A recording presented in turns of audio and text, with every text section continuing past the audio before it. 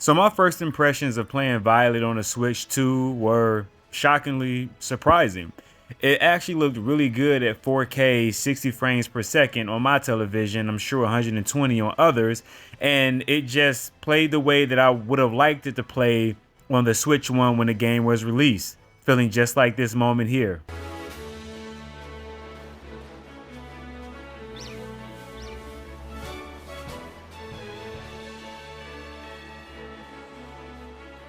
This is the way that I wanted to experience the game when I played it for the first time on the Switch 1. If the game ran this smooth and was this beautiful when it first came out, it would have been praised across the boards. You would have had rarely any negative complaints about this game, and it's sad that we had to wait years down the line to be able to enjoy it just this way. The character design in 4K is a lot different, right? It's very eye-catching and sharp. There's more detail to the character that stands out. Whether you are in cutscene or you're just kind of going about your way, doing free roam, all of them look impressive.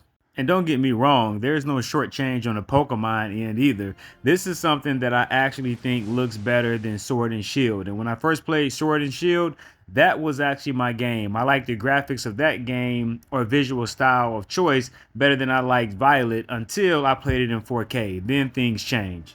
Now to speak about combat, this was a lot better this time around than my first playthrough. There wasn't long pauses or stalls or freezes or frame rate drops from certain attacks or things going on the screen. It was smooth, the details of the Pokemon was something I loved as well, and it just was more enjoyable and pleasurable to play this time around than the first. So at this point in the video, I'm pretty sure you guys are like, I wish he would talk about something different besides the 4K and the visuals and how smooth it is in the frames per second.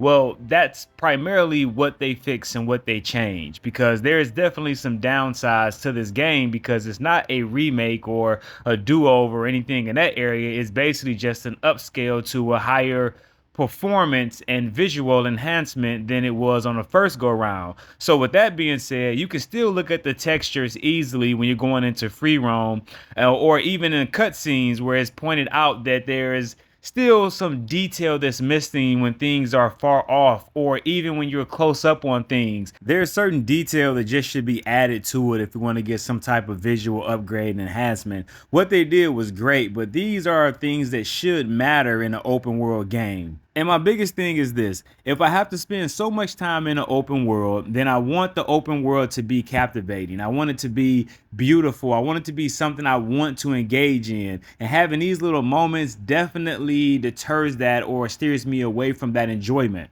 And lastly, there was this one area that I went to. Actually, it was multiple ones, but one specifically where I was running alongside like this mountain hill going around to try to get to the top.